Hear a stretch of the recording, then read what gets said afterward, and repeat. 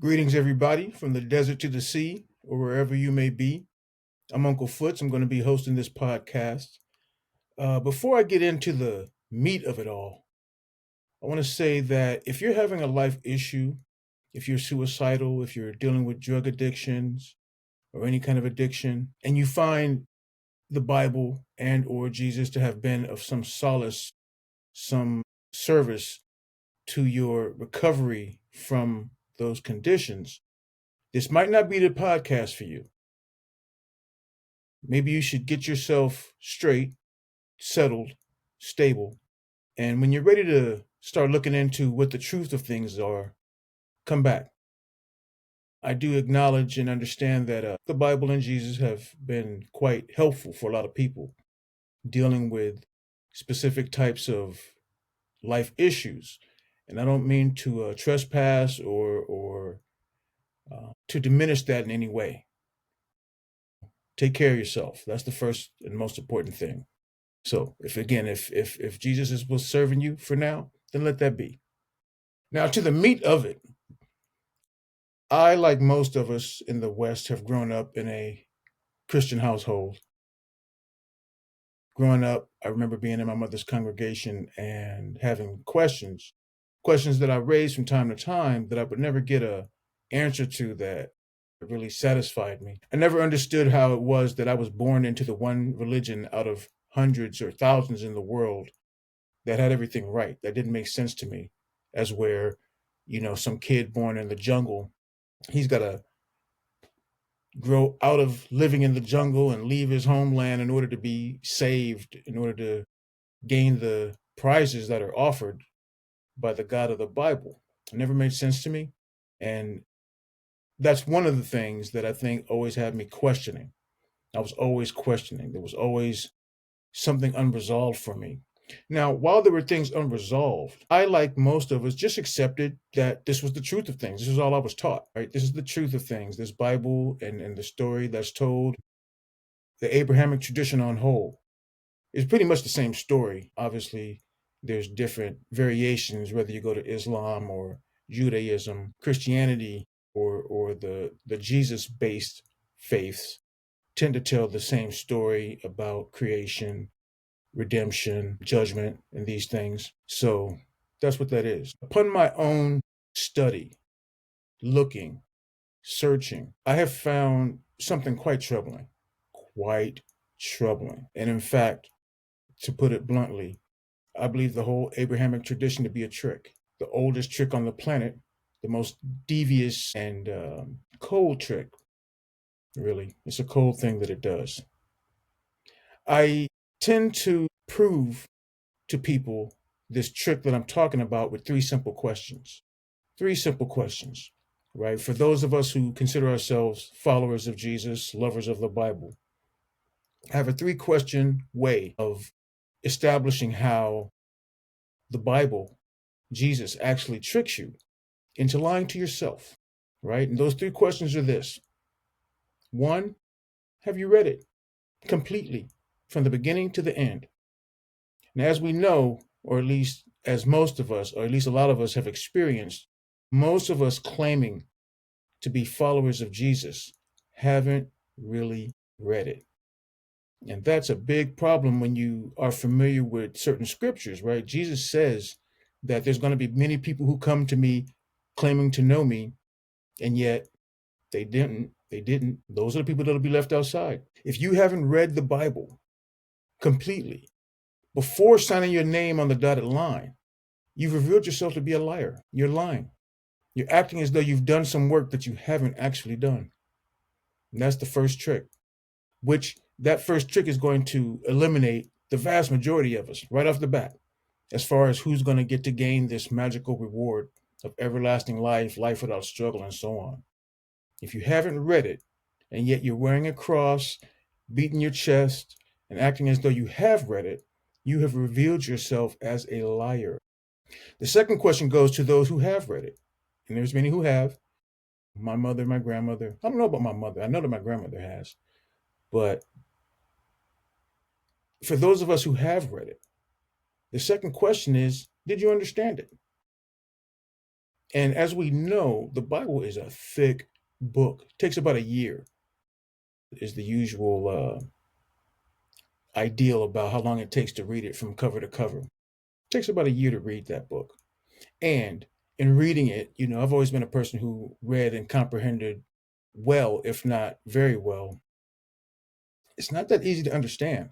Some things are not so complicated, but there's a lot of things that you read that's kind of like you got to read it over and over again trying to understand what you just read. And in fact, that's another part of the trick, I think. Why does the Bible so often, most of the translations come to us with words like thou and shout and hither and whatnot? Most of the books that we read in our current age, if you read the Epic of Gilgamesh, as I have, the translation is written in a way that we would understand it. You know, I feel that it's purposely written to be confusing, right? We don't speak like that. So why are you translating it that way? So again, did you understand it? 750,000 plus words, a lot of concepts, a lot of things to have to go into and study, you know. Um, did you understand it? A lot of people, I worked in restaurants for a lot of years, and a lot of people can't understand a menu. People can't understand a menu and yet claim that they have read and understood this thick document written in this weird lingo that nobody speaks. The third question goes to those that have read it and do feel that they have an understanding of it. That third question is, do you abide by it? Meaning, do you agree that the stories told within are the truth of things? Do you agree that what's asserted by the God of the Bible is something that you would stand by? There's at least two separate occasions where the God of the Bible instructs Israelites to go and kill a whole bunch of people. And there's these two, actually, it's one aspect of this going to kill that shows up at least two times where he says, seek out all the old women and little children, show no mercy, have no pity. You abide by that? If it turned out that you were wrong, if it turned out that your mother was wrong, and that, let's say, Hinduism was correct, and the God of Hinduism told the Hindus, go over there, cure all those people, look for the children, look for the old women, and kill them with no mercy. You abide by that? That's right to you? It's not, unless you are insane. You have to be out of your mind. I have a neighbor who's an old Buddhist woman, and let's say she doesn't follow the Bible, right? So you're saying that you're okay with soldiers going into that old lady's house, beating her to death in front of her grandchildren, and then turning their club to those grandchildren and beating them to death. You can stand by that? You're lying to yourself. And this is again the point of these three questions. It tricks you into lying to yourself. I can't abide by that. I can't agree with that. Damn what your rewards are. A golden planet, life for 1,000,000 years, whatever it is. I can't, being a moral person, a person who has even an ounce of integrity, I can't stand by that. Neither could you in reality, but you're not thinking of it in that way. We are seduced by all these magical rewards that are offered. And that's the trick. You are offered all of these magical rewards, again, life after death. I get to reconnect with all my loved ones that have passed away. Sometimes we have children that have passed away, and we're desperate. We're desperate, understandably, And this story comes along and tells us, well, you can reconnect with your children. You just have to turn a blind eye to what is essentially treachery. Old women and little children being beaten to death. I won't stand by that. I can't stand by that. And again, I don't saying again for the first time really.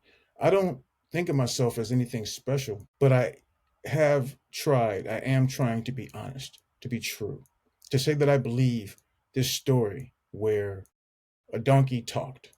Human civilization started with a talking snake. I don't believe it. I do not believe it. And there is no amount of reward that you can offer me that's going to trick me into saying that I believe that. I don't believe it. Neither do you. You know better. You know that snakes don't talk. Snakes don't even have vocal cords. Donkeys do not talk in sentences. There's a story where one of God's people in competition, weird thing, one of God's people's in competition with these other magicians or whatever, and they throw down their sticks and the sticks turn into snakes. And so he throws down his stick and his stick turns into a snake and then eats the other two snakes. Get the fuck out of here. That does not make any sense. You know, a man got swallowed up by a fish and lived inside of a fish for 3 days. Really? Really? I mean, I'm not a biologist, or I don't know what profession it would be where you would know these things, but I'm pretty sure that stomachs have acid in them. A being is not going to be able to live inside of a fish for 3 days outside of Harry Potter magic. And that's what the God of the Bible, Abraham's God, is offering. That's what he's telling you. You're going to gain an eternal life. An eternal life. So that's 999 trillion, 999 billion, 999 million, 999,999 plus years. Do you really need to live that long? Really? You're going to live that long? You believe that? You know better than that. You don't need to live that long. You don't even want to live that long. But we're blinded by these shiny rewards, these shiny, bright and shiny rewards. And that's the only reason to follow it. The only reason is because I'm going to get something out of it. That's the trick. That's the trick. The only reason we follow is because we want the rewards that are offered. I'm going to break this down. I'm going to do a few videos like these. And there's a lot. There is a lot. I'm going to break it all down for you. I'm going to show you how we've been seduced. I've been seduced. I was, not any longer. I will not abide. I will not follow. I don't want nothing to do with Jesus. I know better. I'll be back.